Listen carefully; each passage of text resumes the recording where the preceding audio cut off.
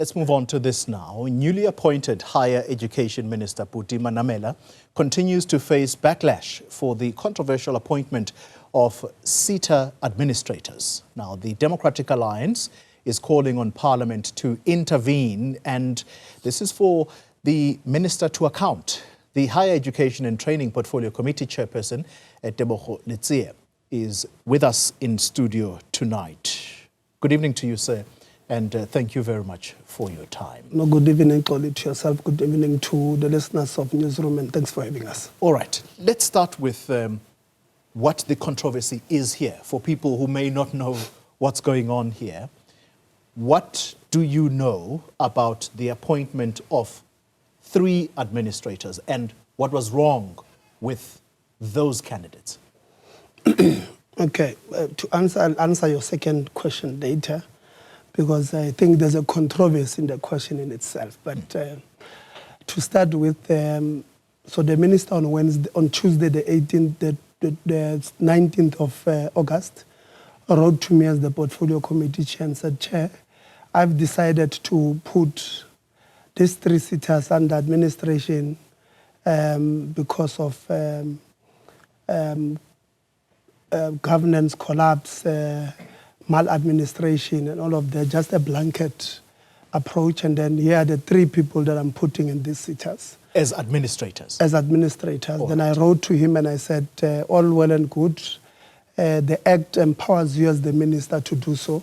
But to help us as the portfolio committee to account properly to the people of South Africa, please give us reasons for each SETA. Say SETA X, I've put them under administration because of 1, 2, and 3. Right. So I wrote to him on the same day, the 19th of August. We wrote not because we want to undermine his responsibilities that are given to him by the Skills Development Act as a minister, but so that we could be able to account to the people of South Africa. You remember, our bosses are the people who voted for us. So I did write to him.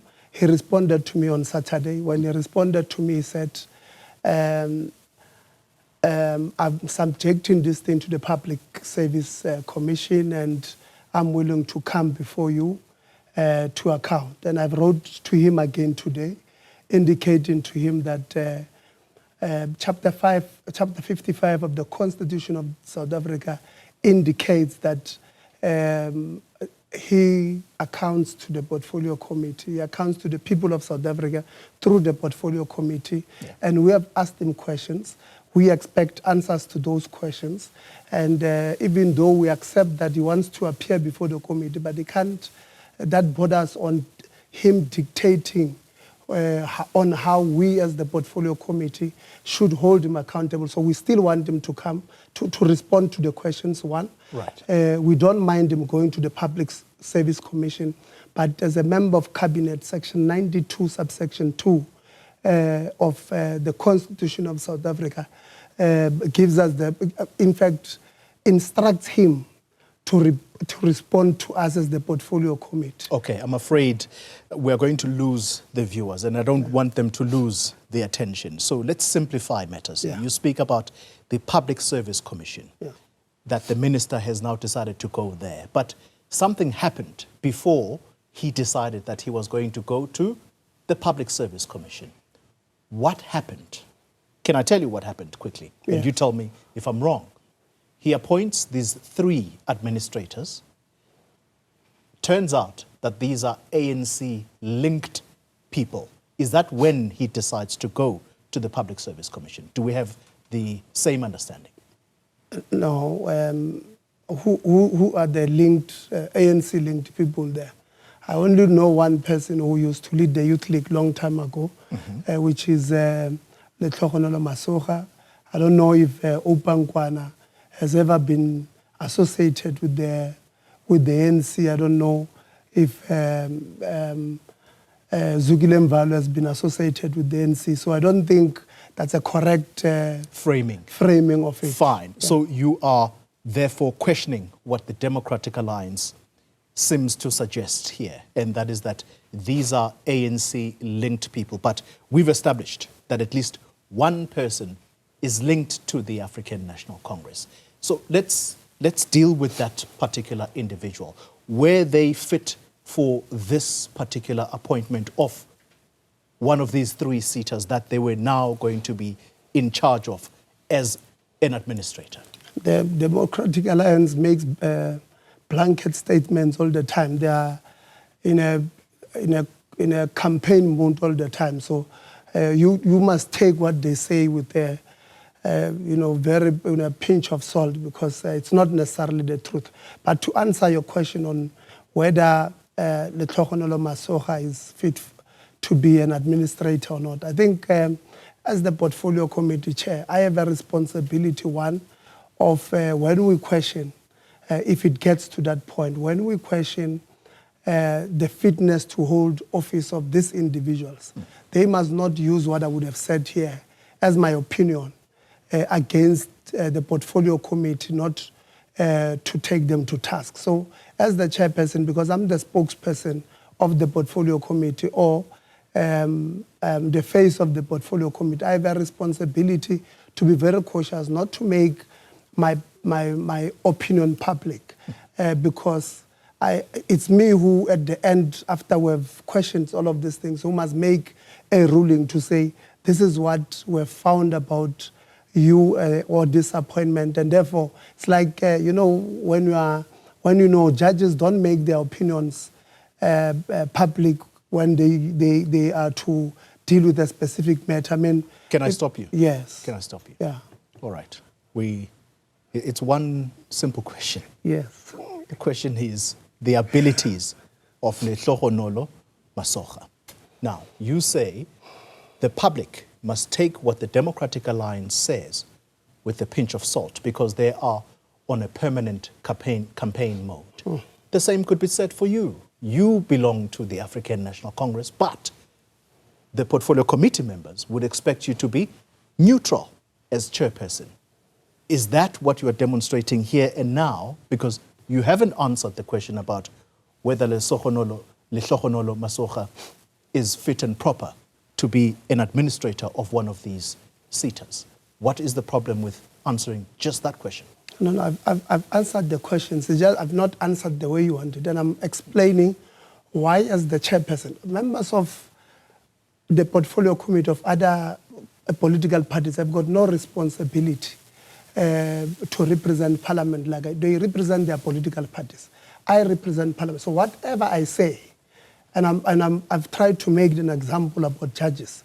A judge, for an example, irrespective of their own opinion, they will still have to listen to what is being brought forward by this or that. Yeah. So I can't raise my opinion. But if your now question is different, you are asking from what we have seen, the papers, the academic requirements or academic achievements that you have, that is it fit and proper for that? I think if you look at his CV, he used to be a CEO of the Mercado at SCZ, which suggests that at least he does have, like, I've not seen his CV myself, but if you look at, he has been a CEO, so it might be that he does have the required papers for this particular job. Unfortunately, my opinion has to be moved at this point. I'll tell you why I'm smiling and shaking my head a bit. And it is that the implication here, Mr. Letsie, I mean, we can laugh about it, but this is quite serious. The implication here is that this is seen as the ANC creating employment for cadres, okay, for fellow ANC members, in a simple language.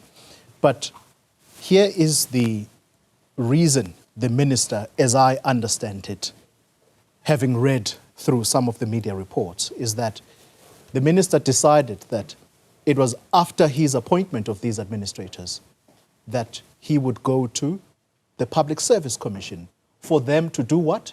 To vet these people so that it is clear whether they're competent in what they've been appointed to do.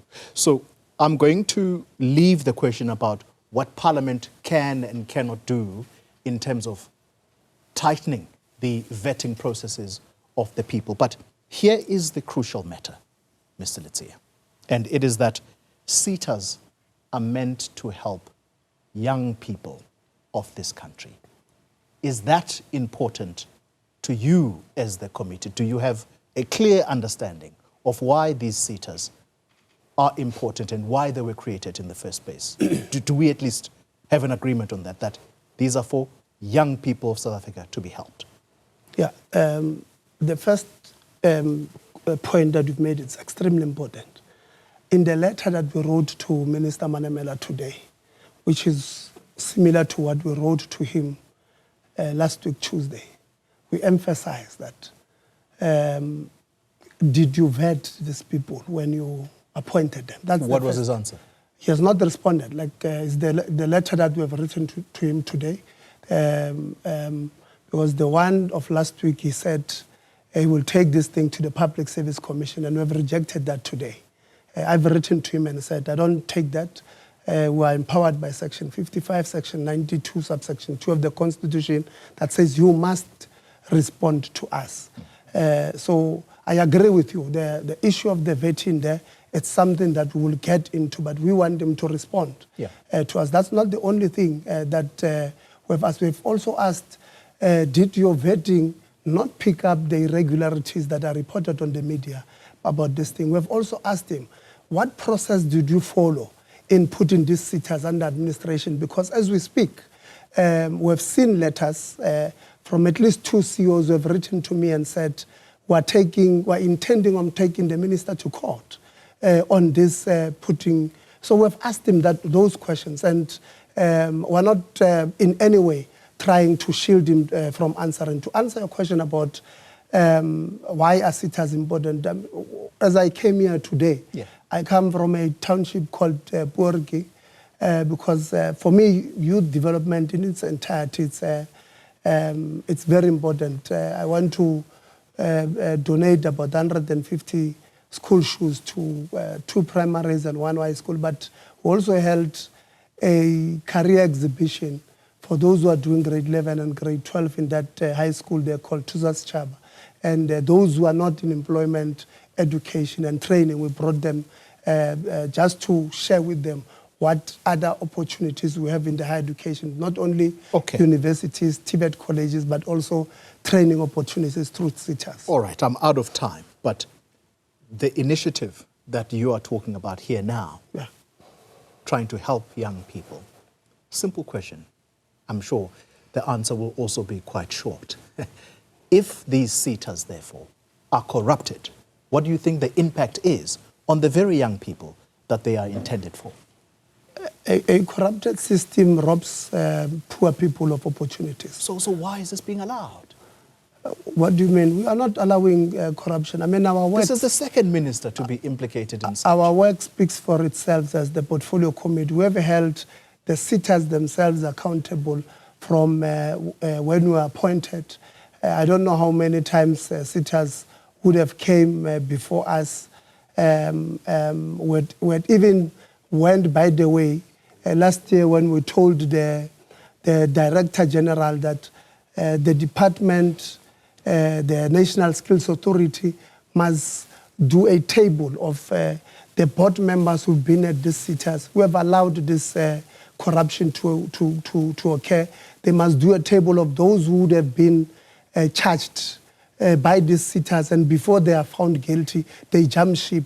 Their friends give them a job somewhere. It's us who have exposed those things, and we'll continue to expose them. So it's not us who are protecting or allowing these things to continue. The Higher Education Act, the Skills Development Act, hampers the work that we can do in these SETAs. That is why next week when we meet in Saldanha Bay as the Portfolio Committee on our strategic session, we have called the department to give us the Skills Development Act problem statement because we want to change it. We can't allow, for an example, other members are saying these boards must be done, or the interviews must be done publicly by us. We can't do it when we have not changed the act. That is why I've put on the agenda that next week the department must come and present that particular issue. So we have not allowed any corruption to continue.